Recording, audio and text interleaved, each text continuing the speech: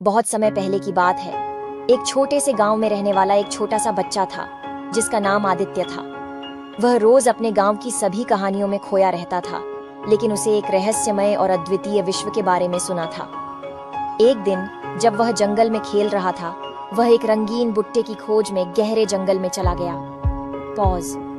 वह बुट्टा एक विशेष चमक रखता था और एक सुनहरे रंग से चमकता था।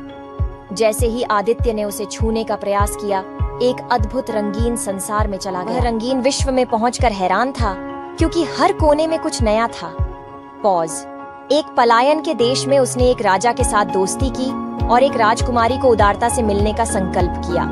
उसने रंगीन जंगल में एक मानवता के दिल की दहलीज पर खोज की और एक पुराने वृक्ष से निकली आवाज सुनी। पॉज। वह वृक्ष एक बुद्धिमान राजा का रूप था, जो उसे एक अद्वितीय रत्न की खोज में मदद करने के लिए बुला रहा था। आदित्य ने विश्व भर में रहस्यमय स्थानों की यात्रा की और अनगिनत संभावनाओं का सामना किया। पॉज।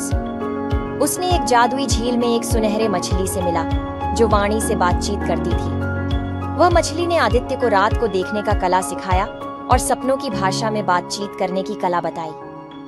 अगले क्षण वह एक उच्च पर्वत शिखर पर पहुंचा, जहां एक बुद्धिमान साधु बैठा था। पॉज।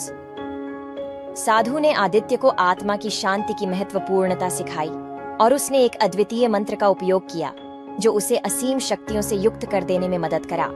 अपने सफल और विश्व भर में दिलचस्प यात्रा के बाद आदित्य ने वही रत्न खोजा जिसकी तलाश में उसे यह सफर करना पड़ा था। पॉज।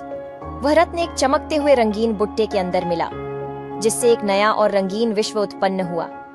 जब आदित्य ने उस रत्न को छूना, तो एक अद्वितीय प्रकाश उसके चारों ओर फैला। पॉज।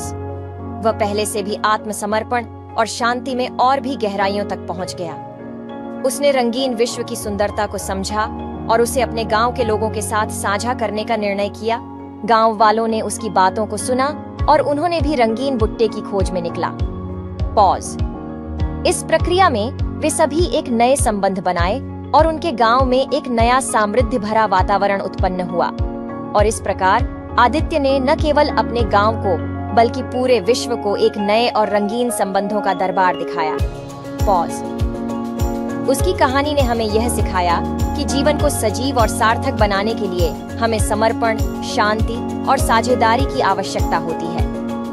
आपने भी कभी ऐसी कहानियों को सुना है जो हर क्षण में आपको अपनी कड़ी से बांध लेती है? पॉज। आप भी अपने जीवन की कहानी में रंग भरने के लिए कौन कौन से रंग चुनेंगे?